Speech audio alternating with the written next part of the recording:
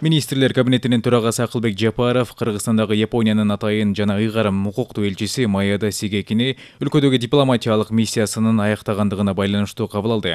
Жолугушуунун жүрүшүндө тараптар Кыргыз-Япон кызматташтыгынын жана өзара аракеттенүүсүнүн актуалдуу маселелерин талкуулашты. Атап айтканда, республиканын аймактарында бир айыл, бир продукт долбоорун ишке ашыруу, IT жана тоо кен тармагындагы кызматташуу маселелери талкууланды.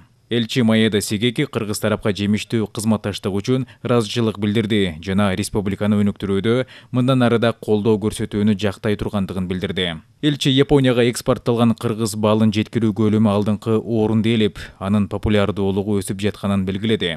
Ал ошондой эле Япониянын IT компаниялары тарабынан Кыргызстанга инвестиция тартууга көмөктөшүү жана IT бизнести өнүктүрүү максатында Тышкы соодан өнүктүрүү уюму үстүбүздөгү жылдын 25 октябрдан 3 ноябрына чейин Япониянын Токио, Осака, Фукуока жана Нагоя шаарларында семинарларды уюштура тургандыгын кошумчалады. Кыргызстандын IT индустриясынын эксперттери менен Япониянын IT бизнесинин өкүлдөрү ортосунда бир катар жолугушуулар жана семинарлар Токио, Осака, Фукуока жана Нагоя шаарларында өткөрүлмөкчү.